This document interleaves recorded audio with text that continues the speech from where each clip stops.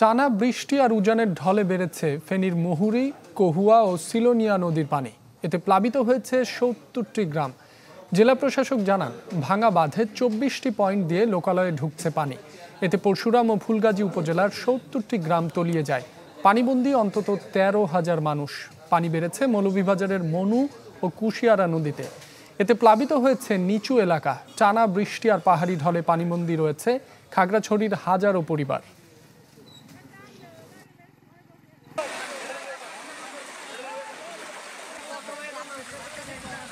পানির অবস্থা অনেক ভয়াবহ। আমাদের এদিকে পানি এখনো প্রতি সেকেন্ডে পানি অনেক বাড়তেছে।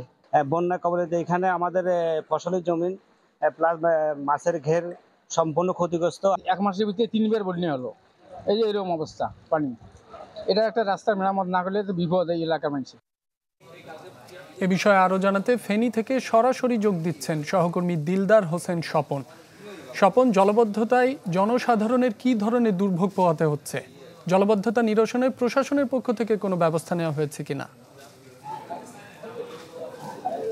আপনি যেমনটি বলছেন, ফেনীর পরশুরাম ও ফুলগাজী উপজেলার মহুরী, কহুয়া, সিলোনিয়া নদীর গতবারে যে ২৪টা স্থানে ভাঙ্গন হয়েছে, সেই ভাঙ্গনের স্থান দিয়ে পানি প্রবেশ করে বিস্তীর্ণ এলাকা প্লাবিত হয়েছে। আমার পিছনে যে সড়কটি দেখা যাচ্ছে, এটি ঢাকা ফেনী পরশুরাম আঞ্চলিক মহাসড়ক। এই সড়কের এখন পানি রয়েছে প্রায় কোমর পরিমাণ। আমি একজনের সাথে কথা বলবো।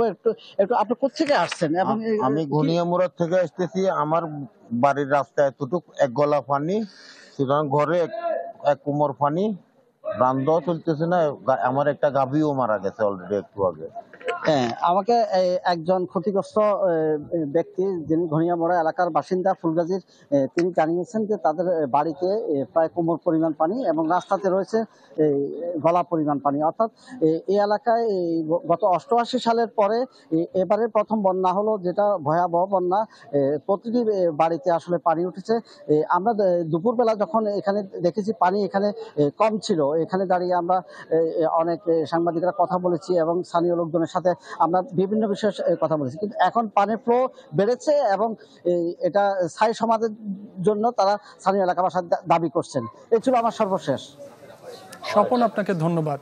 দর্শক, ফেনী থেকে যোগ দিয়েছিলেন সহকর্মী দিলদার হোসেন স্বপন।